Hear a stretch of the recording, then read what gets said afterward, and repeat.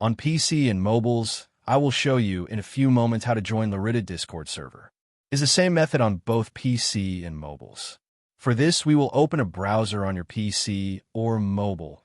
Can be whichever. In my case, I will use Microsoft Edge. Now click on the URL bar and type this URL to be able to join this Discord server.